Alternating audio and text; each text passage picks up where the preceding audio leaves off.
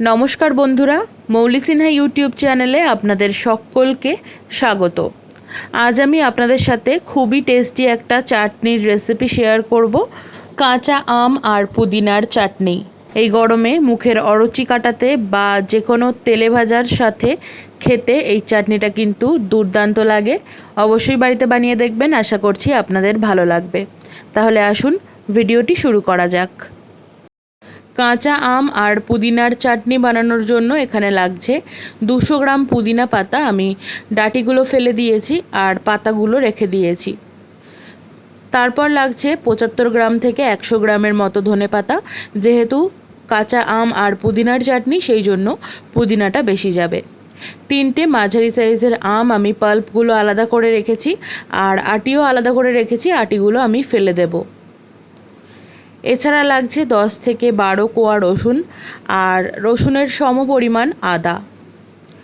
এই সমস্ত কিছু আমি একত্রে মিক্সির গ্রাইন্ডারে ট্রান্সফার করে নেব।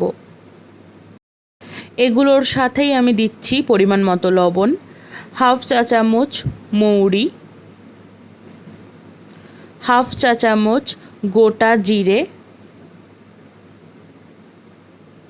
তারপর দিয়ে দেব পরিমাণ মতো বিট লবণ। অবশ্যই কিন্তু বিট লবণটা দিতে হবে। তারপর দিচ্ছি পরিমাণ মতো কাঁচা লঙ্কা। চাটনিতে যেরকম আপনারা ঝাল পছন্দ করবেন সেই অনুসারে দেবেন। আর দিচ্ছি ঠান্ডা জল, আপনারা চাইলে বরফও ব্যবহার করতে পারেন।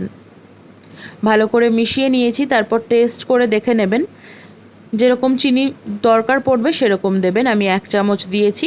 তারপর আবার গ্রাইন্ডারে গ্রাইন্ড করে নিয়ে রেডি হয়ে গেছে আমাদের কাঁচা আম আর পুদিনার চাটনি। আশা করছি আজকের এই রেসিপি আপনাদের ভালো লেগেছে। ভালো লাগলে অবশ্যই বাড়িতে ট্রাই করবেন আর আমাকে লিখে জানাবেন কেমন লাগলো। আজকের মতো এই পর্যন্তই। আবার দেখা হবে খুব তাড়াতাড়ি আরও একটি নতুন রেসিপি নিয়ে। ভালো থাকবেন, সুস্থ থাকবেন। ধন্যবাদ।